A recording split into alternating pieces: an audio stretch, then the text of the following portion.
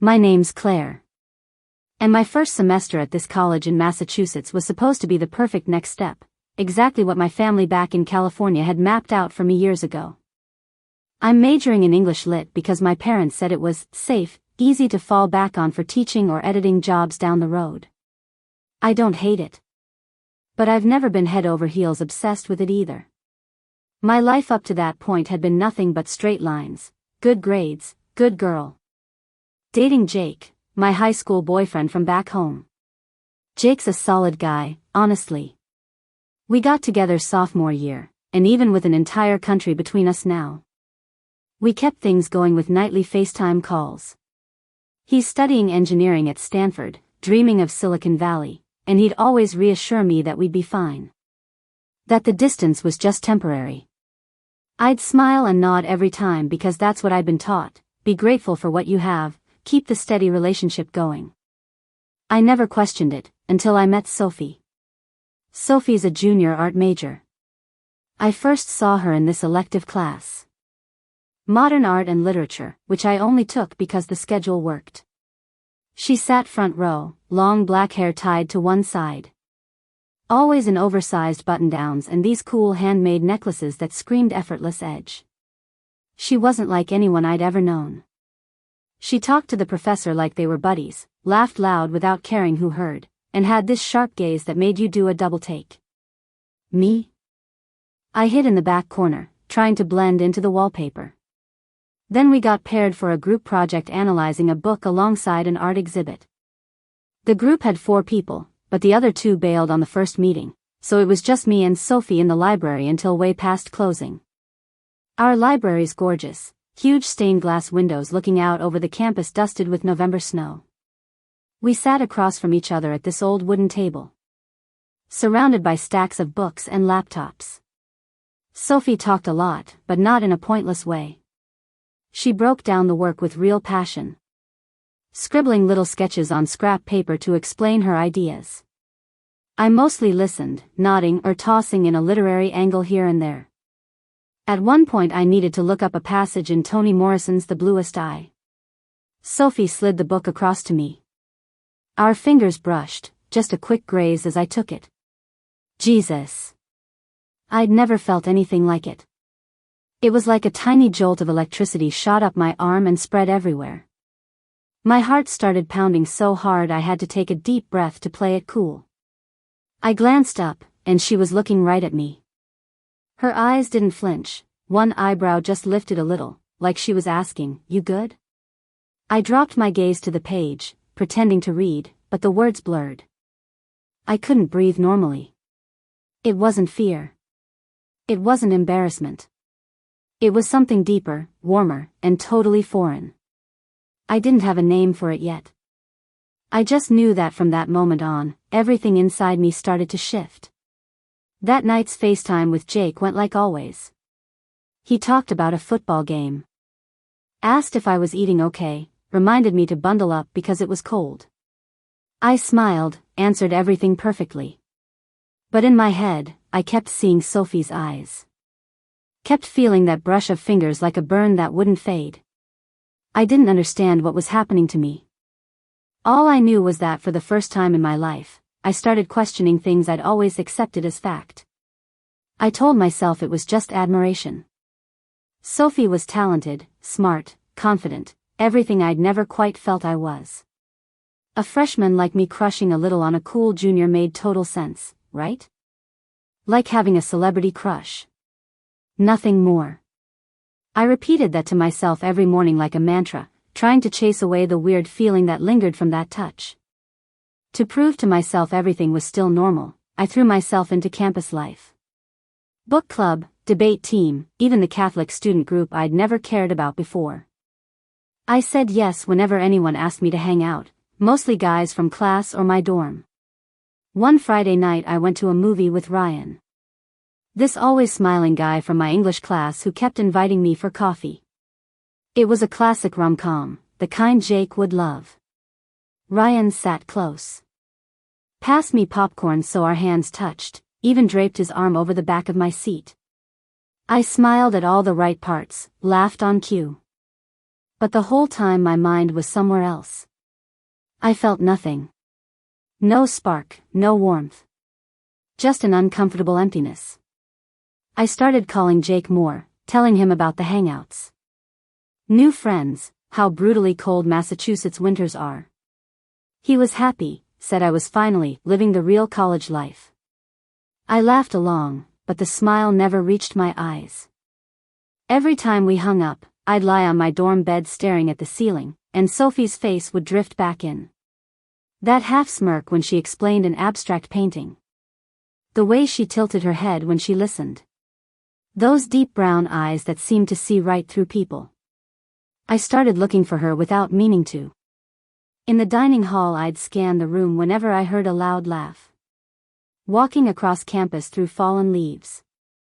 I'd slow down if I spotted long dark hair tied to one side. In class I picked seats where I could watch her from behind. I hated myself for it. Called myself an idiot, a creep. This wasn't me. I was Claire, the good girl from a small California town, the only daughter expected to marry a nice guy. Have nice kids, live a nice quiet life. But I couldn't sleep anymore. I'd lie awake in the dark, heart racing like I'd just run a mile. I'd think about Sophie, then mentally slap myself. Stop. I'd flip on the light, study until 3 or 4 a.m. to push her out of my head. I lost weight. My jeans hung loose, my cheeks got hollow, friends said I looked exhausted. I blamed stress, homesickness. No one knew the truth. The confusion turned into real fear. I started asking myself terrifying questions. What if I'm not like everyone else? What if I'm not normal? Words from high school back home echoed, guys laughing and calling someone at the dike for being different, mean jokes in the hallways. My mom once said, dead serious, that being gay was a sin, against God, something decent people never touched. My dad called it some sick city trend. I grew up with those ideas drilled into me. Part of the moral code I wasn't allowed to question. Every time Sophie's smile popped into my head, guilt flooded in. Just thinking about her felt like a crime. I actually prayed, knelt by my bed and begged God to make me normal again, to make me love Jake the way I used to stop me from thinking about a girl the way I shouldn't. But the harder I denied it, the messier everything got. And deep down, I knew I was running from something real. Something huge, that I wasn't brave enough to face yet. I don't even remember how I ended up saying yes to that dorm party. My floor mates kept pushing, Claire, you need to chill, you're way too stressed. I shrugged and agreed, figuring a regular party might shake the chaos out of my brain. I wore the beige sweater dress my mom mailed from California, put on light makeup, told myself tonight I'd be a normal, fun college girl. The party was in the basement common room. Blasting hip-hop, purple and blue neon lights flashing, cheap beer and sweet perfume mixing in the air. I held a red Solo cup of punch, hanging back in a corner watching everyone dance and laugh. I was trying to join in when I saw Sophie. She was in the middle of the room, black button-down untucked over ripped jeans, beer in hand, laughing with some blonde girl I didn't know. The blonde had short hair, a crop top, and her arm casually around Sophie's neck. Sophie leaned in, whispered something in her ear, and they both cracked up, heads close together. I froze. My cup suddenly heavy. Something hot exploded in my chest and spread like wildfire. Not regular anger. Not regular sadness. Jealousy, raw, primal, uncontrollable. My heart hammered so hard it hurt. I wanted to storm over, pull Sophie away, yell, don't touch her. But I just stood there, tears welling up out of nowhere. I turned and bolted before anyone noticed. The dorm door opened to cold New England drizzle. It wasn't pouring, just enough to soak my hair, my shoulders, blur my glasses. I ran across campus, Converse splashing through puddles of dead leaves, breath fogging in the night air. I ducked into the nearest public restroom, a little building near the library, empty that late. I slammed into the last stall, locked it. Then stood at the sink gripping the cold porcelain. The mirror showed me, wet hair plastered down, mascara streaked, eyes red, lips trembling. I didn't recognize myself. The girl staring back wasn't sweet, obedient Claire who always smiled on cue and did what was expected. She looked wild, wrecked, completely unfamiliar. I stared into those eyes. Tears mixing with rain on my cheeks. How long had I been lying to myself? All the pointless hangouts, the calls to Jake. The desperate prayers, everything shattered the second I saw Sophie with someone else. Breathing hard, the words slipped out in a whisper, I like girls. 3 little words. But they hit like the weight of the world. I said them again, louder, terrified they'd vanish if I didn't. I like girls. For the first time. The truth was out loud. No more denying, no more running. It was terrifying, naked, but also strangely freeing. I slid down the cold tile wall onto the damp floor. Hugged my knees, and sobbed. Not from sadness. From finally seeing myself in the broken mirror. After that night in the bathroom, I wasn't the same girl anymore. I was still scared, still confused, but something had cracked open. Whispering the truth to my reflection planted a seed that pushed me to do something instead of just crying. Late at night, when my roommate was asleep, I started searching. I opened my laptop and typed things like LGBTQ+ community into Google, then Reddit, then Tumblr. Stories flooded in, girls like me, raised in small towns, trying to meet family expectations, then realizing they loved women. Some talked about crushing on a best friend. Others about tear-soaked coming-out journeys. I devoured it all, heart racing every time I felt seen. One Reddit post on r/LGBT made me cry, "You are not alone. Millions of us are living authentically." I didn't feel like a freak anymore. I wasn't alone. There was a whole world out there, pride parades, real love stories. Communities holding each other up. Knowing was one thing. Acting was another. I knew I had to end things with Jake. I couldn't keep up the lie. I waited for a Saturday night when he called as usual. His familiar face popped up, sitting in his Stanford dorm with a 49ers poster behind him. We chatted about tests and weather for a bit, then I took a deep breath. "Jake, we need to talk." "Seriously?" He frowned. "What's wrong, babe?" I told him everything, well. Not about Sophie, not the details, just that I was figuring out I wasn't who I thought, that I think I like girls, that us together didn't feel right anymore. He went quiet for a long time, then started crying. "You're joking, right? We've been together forever." I cried too, apologized over and over. Explained I loved him like a friend but not the real kind of love. The call lasted over 2 hours, tears, old memories, anger, sadness. Finally he accepted it. "If you're happy, then I am too," he said before hanging up. I sat there drained but lighter, like I'd finally dropped a boulder I'd been carrying for months. No more pretending. With that weight gone, I started being real with Sophie. No more avoiding eye contact or pretending to be busy. In class I sat closer. Actually asked her opinion on assignments. Then one Wednesday after class I asked if she wanted to walk around campus. "I need some fresh air," I said. Trying to sound casual. She grinned. "Sure. I love fall here." We walked under rows of red maples, wind swirling leaves around us. At first it was art talk, her upcoming exhibit, how she used color to express emotion. I shared favorite books, how literature helped me understand myself. Then it got deeper. I told her about home, family pressure, fear of not living authentically. She listened without judgment.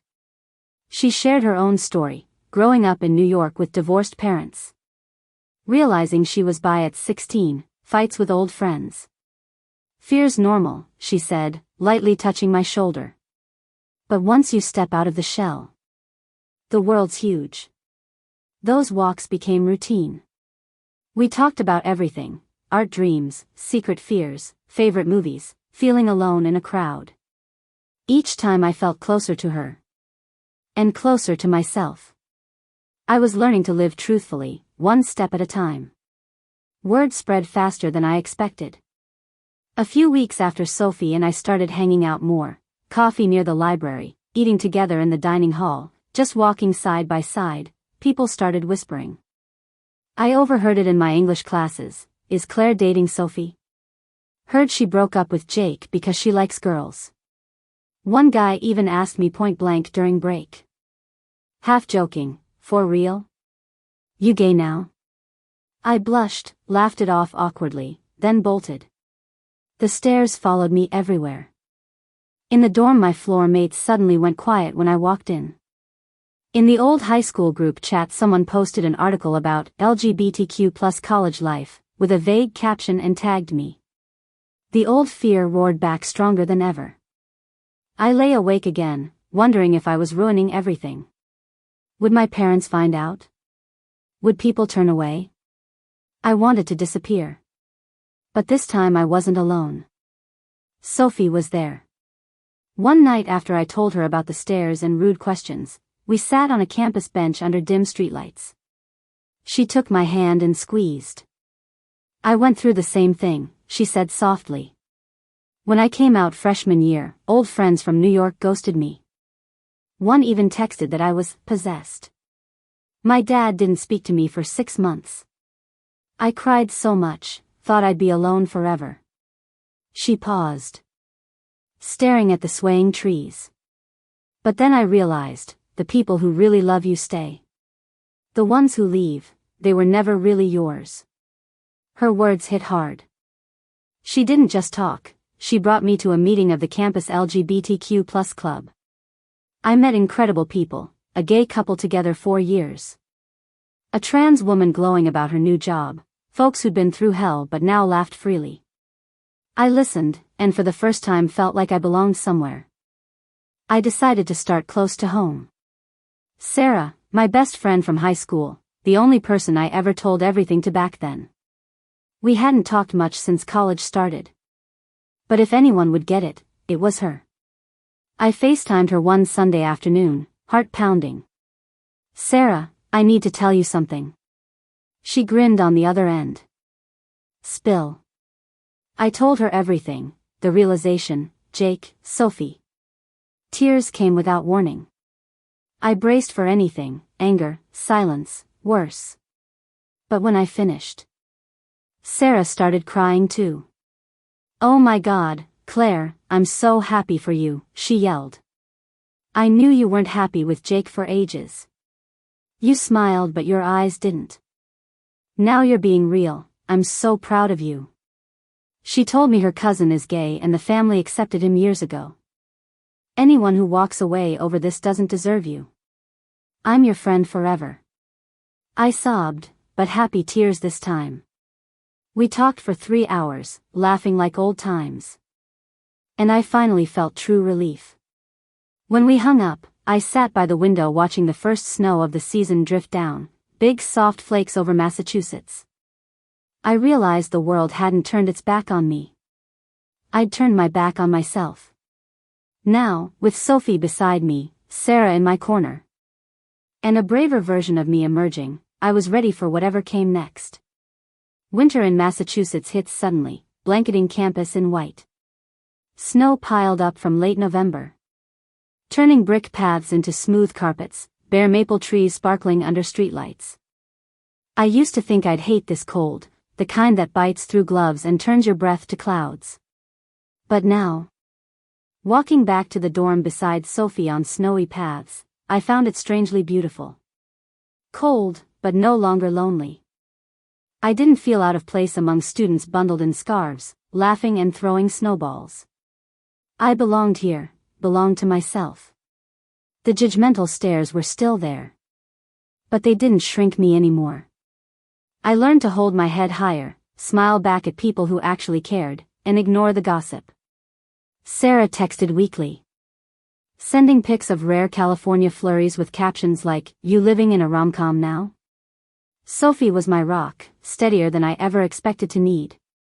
Her art show was a Friday night in mid-December, in the little gallery in the art building. Inside it was warm, soft golden lights, free coffee smell. Abstract paintings covering the walls. She'd poured everything into this series, inspired by fear and hope tangled together. I helped all afternoon, hanging pieces, setting name cards, stealing glances while she finished final brushstrokes. When it opened, the room filled, friends, professors, students.